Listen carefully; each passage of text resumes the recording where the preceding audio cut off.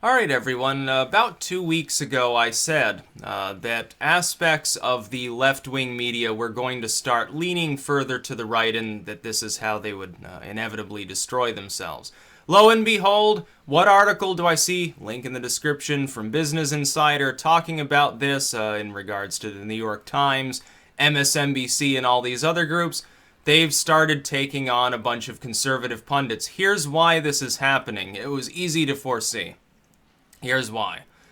A power vacuum has emerged within the sort of lamestream corporate media. All these groups, they're corporations. They're for-profit entities.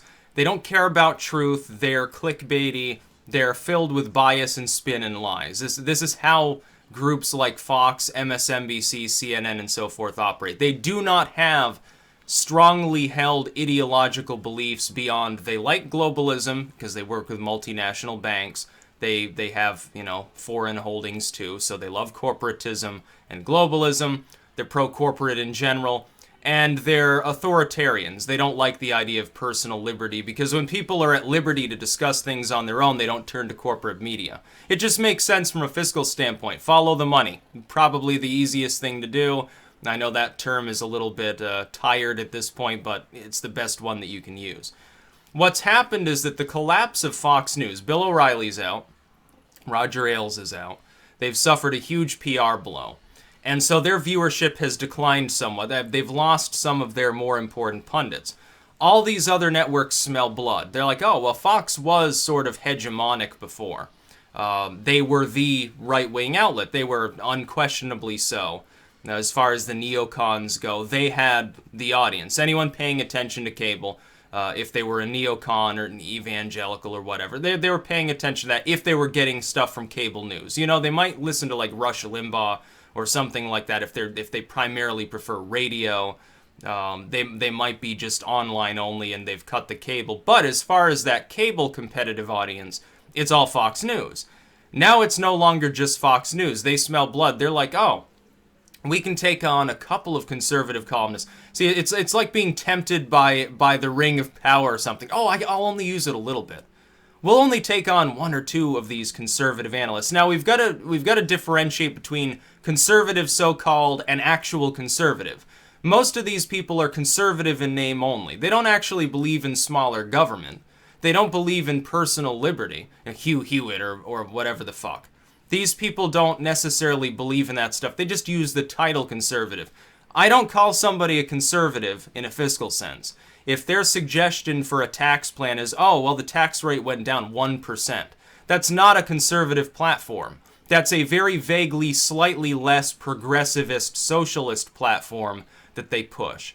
If their idea of moral conservatism is we have a little bit less browbeating and constant moral policing coming from the government in sort of the far left sense, then it's okay. That's not social conservatism either. So these people, they're not really conservatives. They're basically just another flavor of neocon, neoliberal, which are the same thing. It's the same thing. They're pro-interventionism. They're pro-war, generally speaking, just like the neoliberals were, as long as Obama was the president. They pretend to be appalled now anytime Trump conducts a strike. I'm appalled anytime anyone's conducting an unauthorized strike and see it as a constitutional violation, which puts me at a different level than these fake conservatives and fake liberals in the corporate media, I suppose. But MSNBC, CNN, NBC, New York Times, The Atlantic, and so forth, they're all clamoring right now to get some of the bigger name conservative pundits aboard. They're like, oh, yeah, we'll only take one of these. It's like the New York Times. What happened? And before I even made the video, they let one conservative make one opinion piece on the New York Times in kind of sort of defense of Trump. Their readers go haywire. They go crazy. What will this cause down the road? And I think it's going to happen more quickly than I originally anticipated. I might have been wrong on that token. I figured, no, it'll take a year or two, and then you'll see the culminating effects of this flawed strategy of the corporate neoliberal media as far as the old guard media goes. What will end up happening is they're going to alienate the actual left even more. They already pretty much did so by every single day talking about how Bernie Sanders was evil. He's not a real liberal. He's too far left. He can't win. We need to embrace Clinton. Shame on all of you people who actually have leftist ideas and won't vote for her or something. You're a sexist and you want Trump, the evil racist Hitler, to win or something like that. That pissed a lot of people off. We're not talking about, 10 people got perturbed. No, we're talking about millions and millions of people felt totally let down. They felt like their opinions were totally discounted. Then they look at this lawsuit by the Sanders groups against the DNC, where he was raising money for the DNC, and they were spending it on pro-Hillary content, of all things, while he was still in the race. Yeah, there's a little bit of a conflict of interest there. People, and you look at the emails that were leaked, showing direct collusion between the DNC and groups like MSNBC and so forth. They supported Hillary. Now they want to work with a bunch of fucking conservatives, so-called. Doesn't this piss actual leftists off? Isn't the veil gone now? Aren't your eyes wide open to the reality that is the corporate media? Neoconservatives and neoliberals, the Clintons and the Bushes of the world, are the same thing. They work with the same people. They're supported by the same people. They support the same regimes. They have the same policies. Shaving 1% off the tax rate isn't some monumental change. Suggesting no new gun control for a so-called conservative instead of suggesting a small amount of new gun control, those are basically the same thing. It's not a two-pole situation, it's a monopolar situation. There are other alternatives. There's the actual left, on one hand. You've got the Sanders-style sort of Democrats. You've also got the Greens. You've got libertarianism. You've got anarchists of various stripes. You have an American Communist Party. You have an American Nazi Party. You have Trump populism, which is sort of halfway to paleoconservatism. Then you have sort of the Rand Pauls of the Republican Party representing something sort of different from the populism, slightly overlapped, but only because it happens to be anti-establishment, like anti-neocon and endless war. So you've got all these different groups. They've all been marginalized. And right now, you see the same thing happening. Leftist, so-called, corporate media is absorbing a bunch of neoconservatives for opinion pieces and blogs and so forth. They're going to piss off the actual left. They're going to swing to the right, which means nothing. But it's still going to piss those people off. Do you think it's going to get the Fox News viewership on board with like MSNBC and stuff? No, it's not. Long-term, though, cable is already dying. These groups smell blood, but they're still competing for an ever-shrinking audience. The under-30s, vastly entertained by the internet, no time for cable. The cable's dying. Within another 10, 20 years, some of these other networks will probably be in danger of losing out and not existing altogether, too. They'll revert to being web-only. They'll revert to being like Drudge. They'll be old guard websites. And that's how they'll function. They'll still be multinational corporations. It's not like they won't have any readership. They'll still be there for people who want to consume that material. But cable itself, their cable aspect will die. And that's really the bulwark that they had against the internet in the first place. Well, we've got the multi-million-dollar studio. We've got these big-name pundits. And we pull in these 10 million-plus people audiences for some of these time slots. And so we can still kind of, as far as an absolute total of attention, we still outcompete people on the internet. It's no longer happening. Some of the smaller names on YouTube or some of the smaller just dedicated Twitter accounts are doing as well as some of the mainstream seven-figure pundits are. How many people do you think watch Bill O'Reilly's new podcast? Do you think it's less than the number of people that watch my material? I think it is. I can't imagine he's pulling in 150,000 people per show. I can't imagine that he is. And that's what's happening to the old guard pundit class is dying off completely. Compare it to PewDiePie. Yeah, PewDiePie makes one video. He gets more viewers than Bill O'Reilly will make in the next fucking year, essentially. In his defense, though, he can still make a living. He's charging people, $1.99 or something a month. So if he has 10,000 people there, he's still making a six-figure salary. Well, good for you. You may be a total pervert, but, the alleged pervert. But at the same time, he's still making money. Okay, he can support his tuxedo habit or, hookers or whatever the hell else he's into.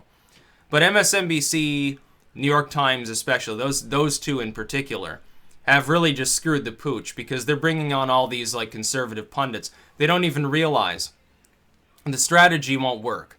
They're competing for a dying audience it's declining day by day over time. They're probably losing thousands of people off that potential audience every single hour. People are cutting the cable because they're tired. They're tired of the propaganda. They're not really making an attempt to move to a stronger internet-based platform. They're still languishing in cable land. They got their old guard style websites, but it's just an afterthought. It's just to pad out their mainly cable presence. It's where they host cable-based content.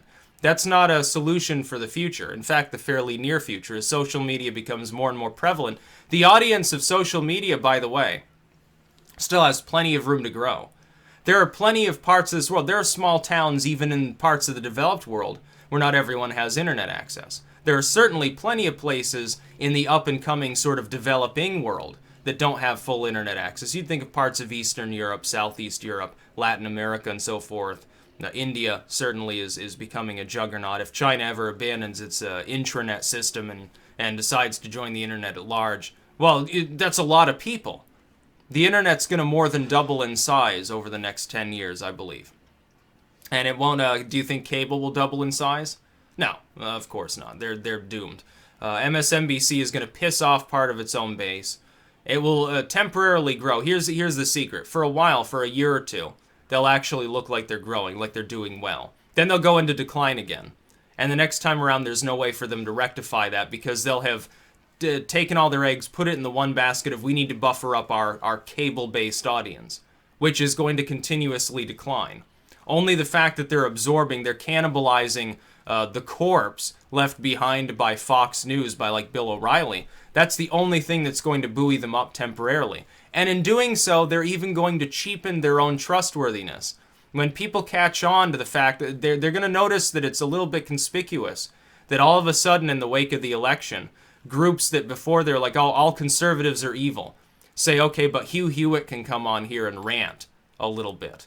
People are going to notice that's conspicuous and say, yeah, okay, why am I still watching this? They cut the cable and they move to the internet. Hell, maybe they listen to talk radio. It can be more entertaining than cable. I would rather listen to like the AM band, like the really weird talk radio, or even shortwave. Listen to Brother Stare rambling about the apocalypse and how Jesus needs to send him $1 million. That's way, way more entertaining than anything you get on cable. And cable-based entertainment's dying too. You still get Hollywood blockbuster movies, but they're pretty formulaic. Eventually that's going to wear off too. You're going to go back to a golden age of indie films and retro material. But you can already get that online too. What are they supposed to do? They're going to have like websites at some point in the future. They're going to start releasing it so that it's like a little movie theater on your computer actually, and you're paying to watch like the first live screening of that instead of actually going to a physical theater. It's more efficient. More people are going to do that. They want to watch it in the comfort of their own homes. They got their speakers hooked up and shit. People are going to want to watch it that way. They'll sell official Hollywood projectors. You can put it up in your bedroom and project it onto your wall. And it has like, you know, the smiling, glorious face of like Christopher Lee on the front or whatever. You can have it customized and have 20 different action figures that you can pose on your little projector from the great movie stars of the past that have passed on. Or maybe you get like Brad Pitt or something like that. They could market that and they'd make a lot more money. Because the cost of actually sort of viewing that material would be a lot lower, so more people would do it. They'd actually maximize their efficiency more. Through the internet, through streaming. They'll do it on YouTube, they'll do it on Hulu, or something like that, or Amazon's TV or something. That's the future. Cable's dead. And they're going to keep fucking dying. And, it was kind of obvious that the leftists in the media were going to try to do this. Because again, if Fox is collapsing, if they're going into free fall, they're like, well, there's 10 million people that need something to watch. We'll give them a couple conservative columnists to listen to, you know, on one slot a day or something. We'll have them, they can have their own show or be part of a show and supply a conservative opinion because we want those conservatives to watch us. We get better ratings, we get more money, we get more sponsors. But they're cheapening their own brand. And that's ultimately the problem with cable. The ultimate problem isn't even so much the inefficiency at its core. The problem is lack of trustworthiness. That's what's causing people to cut the cable. They're going to the internet because they know people on the internet, some random person on YouTube, is more likely to be trustworthy because they don't have an axe to grind. No corporation's paying them. They're not getting money from some bank to tell them what to say. They're not reading off of a teleprompter. They can sit there and deliver a monologue unscripted for 15 or 20 minutes. What pundit can do that? You listen to O'Reilly, clips of his podcasts that are being put up on YouTube, so you don't have to pay, because it's retarded to pay him money. You listen to those, and how awkward and stuttering he is, as opposed to when he's reading off a teleprompter. There, it's nice and smooth, and everything moves along really well. Now he's just sitting there in a fucking sweater with his little audio broadcast. That's all he does. It's like he doesn't have a point to his existence anymore or something. This is going to happen to other pundits, too. Don't think that these people at like MSNBC that right now they're like, oh, we're riding high. Your audience is still less than that of PewDiePie, a single YouTuber. Who starts out, some time ago. All he does is make a few fucking joke videos. He does some gaming, makes a few funny videos. He shoots to the top. Now he's bigger than most of the people at MSNBC. As for O'Reilly or Sean Hannity, they're all in decline. Yeah, Fox is dying out. It's not going to be good for MSNBC. It's going to cause them to drink from that same poisonous corpse. They're going to be sucking it out like a vampire. And they're going to poison themselves and collapse themselves. The New York Times is doing the same thing. Newsprint isn't shielded from this. They make the same friggin' mistakes. They make the same mistakes on steroids. The mistakes they make are even more dire. At least the cable news media, they're newer than newsprint. Newsprint is totally dead in this country. They talk about, our subscriptions went up 2%. Yeah, but that's after a months-long 10%, a month drop. That's not a recovery. That's called, we stanched the bleeding. Our audience declined by 30%, but at least it's not falling further. I'm sure we can make ends meet. No, you can't. Not without massive infusions of cash from foreign governments that want you to conduct propaganda. That's all you're good for. That's about all. Peace out.